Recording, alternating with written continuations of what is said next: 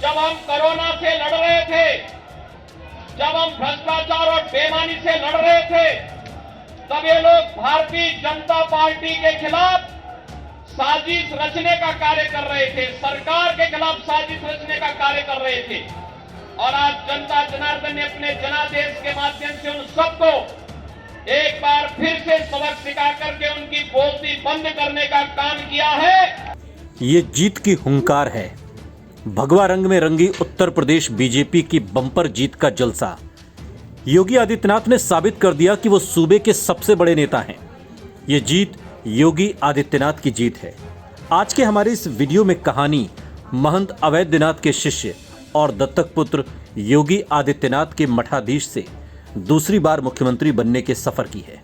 योगी आदित्यनाथ की जितनी सियासी पहचान है उससे कहीं ज्यादा वो अपनी एक मजबूत धार्मिक पहचान भी रखते हैं। लेकिन गोरखनाथ मठ के सेवादार से लेकर 25 करोड़ से अधिक की आबादी वाले राज्य उत्तर प्रदेश के 22वें मुख्यमंत्री बनने तक का ये सफर कम दिलचस्प नहीं है। कैसे शुरू हुआ सियासी सफर?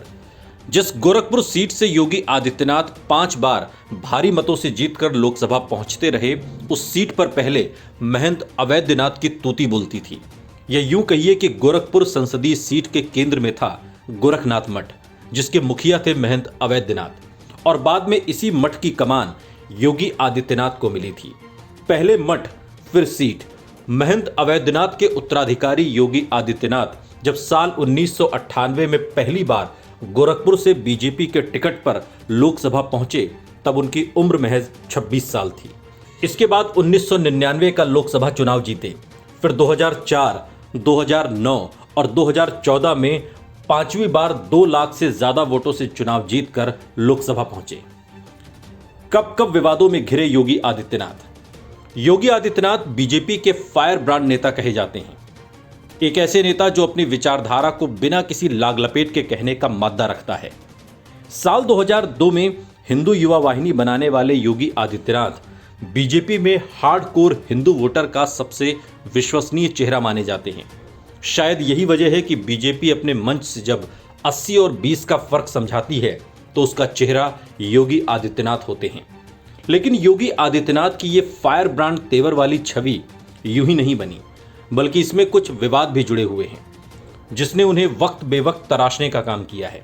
चाहे वो 7 सितंबर 2008 को आजमगढ़ में योगी आदित्यनाथ पर हुआ हमला हो, या फिर गोरखपुर दंगा, या साल 2005 में यूपी के एटा में कथित तौर पर 1800 ईसाइयों को हिंदू धर्म में शामिल करना।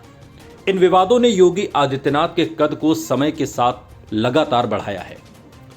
बीजेपी ने क्यों बनाया यूपी का मुख्यमंत्री?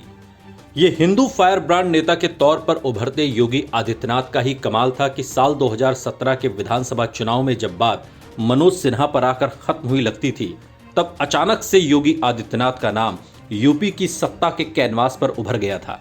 राम मंदिर के नाम पर वोट की फसल काटने वाली बीजेपी के लिए योगी आदित्यनाथ मौजूद दौर का सबसे प्रभावशाली चेहरा थे।